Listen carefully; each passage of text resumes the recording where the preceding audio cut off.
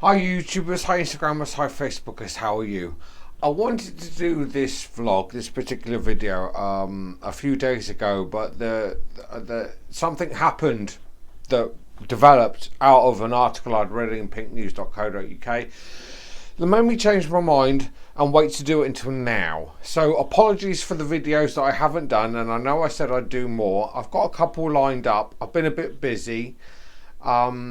I wanted to, as I said, I wanted to do this video earlier, but this is the moment I've decided to do it because of recent news. So, as you may see via the title, this vlog, this video, is about the Human Equalities and Human Rights Commission, a body set up, you would have thought, to protect things to do with equality, human rights, gender identity, sexuality, race, religion, stuff like that. Well, that's what you would have thought it was set up for. But when it comes to the trans community, that's not necessarily true. So what has basically happened?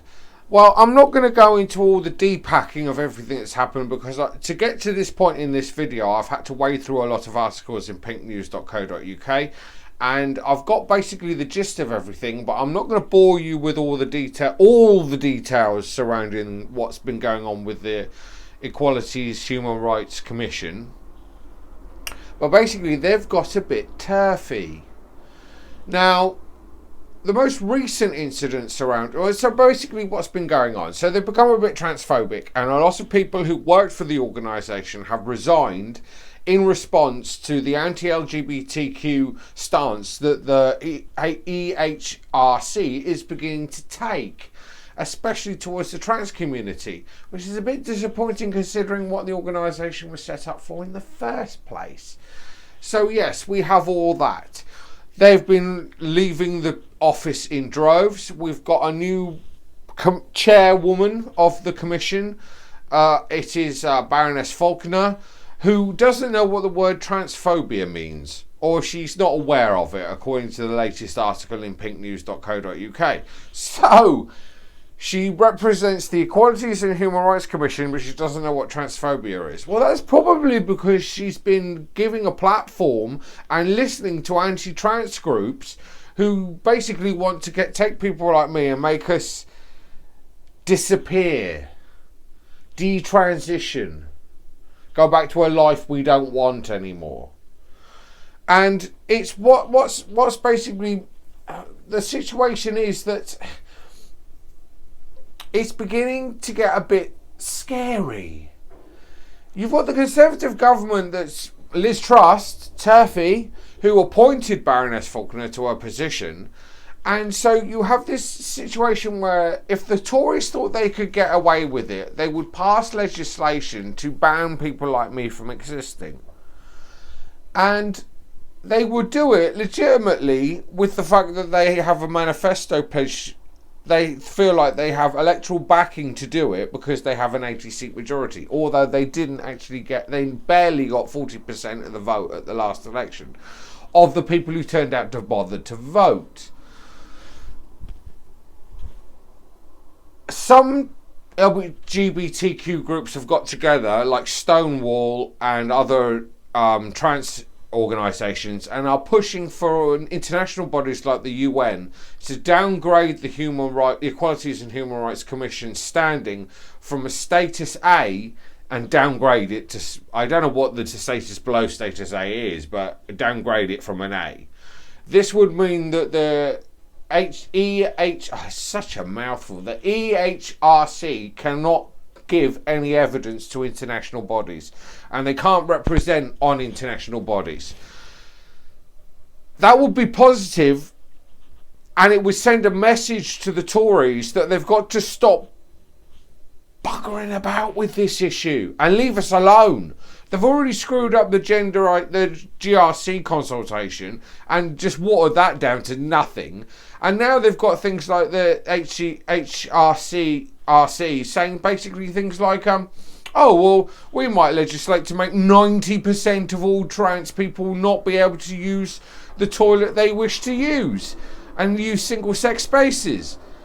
They can't push it through because it's legislation, it's law, but they want to introduce guidance to that effect. So they want to be able to give guidance to people to say, I can't use the toilet that I need to use when I'm going to have a pee. So I can't use the ladies. They'll introduce guidance such as that. Now, this was the story that really got me to do this video in the first place, but why this video is late till now, because that piece of legislation, that piece of guidance they were hoping to do, they can't do in law. So it's a piece of legislation that they can't actually do, because they would have to go to Parliament and legislate for it, and I don't think there'd be support in the Commons. There'd be an uproar. So the EHRC can't give that sort of guidance. They can't change the law. So at the moment, as it stands, I can still use the sex spaces I choose to use to have a pee. The ladies. The fact that she doesn't, Baroness Faulkner doesn't know what transphobia is, comes about because she has been platforming groups, hate groups like the LGBT Alliance. LGBT Alliance is solely set up to bash trans people over the head. That's all it's set up for. It's got nothing to do with the rest of the LGBTQ community. It's all about bashing trans people. And the EHRC have been giving these groups, these anti-trans groups, a platform. They've been allowing them to come along, have their say, talk about what they think and how they feel and what their concerns are and all the rest of it. And people like Baroness Faulkner are justifying it, saying, well, we must protect speech. Okay, so does that mean that if you had a Nazi saying they didn't believe the Holocaust existed and spouting a load of anti-Semitic stuff, you, as the chairwoman of the Equalities and Human Rights Commission, would defend their right to hate speech? Is that what you're saying? That's what you're saying? That's what you're saying? That's what you're saying? Because it's kind of what you're saying. But no, because it's trans people, we're fair game. It's not alright to say it about anybody else, but if you're directing it at the trans community, if you're hating on the trans community, that's fine. That's alright. That's legitimate. You're only asking questions. So it looks like we can't even rely on the body originally set up at the same time as the Gender Recognition Act was passed in 2004 and the Equalities Act was passed in 2010.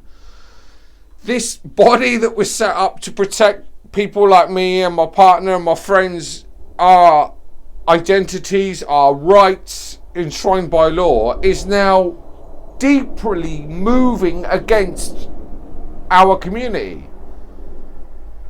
That's a worry. That is a worry. Because we can't even rely on what guidance are they going to give in the future to organisations. So yes, those are my thoughts on the issue. My thoughts are,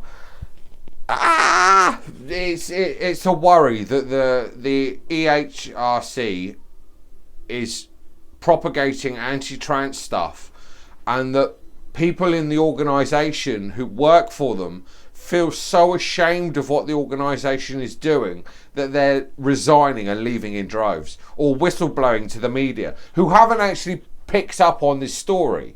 This has all been all this news I've basically seen in LGBTQ press, not in mainstream media, which is not surprising because the mainstream media doesn't like the trans community and likes to shit on us at every opportunity they can get, especially if it's a Sunday morning.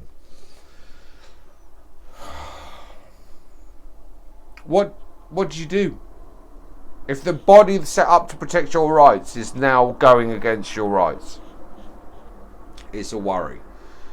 So the fight continues. We have our victories, we have our setbacks, but the fight continues. Please like, share, subscribe, and also comment if it takes you, and I will see you again soon, YouTubers, Instagrammers, and Facebookers. Goodbye!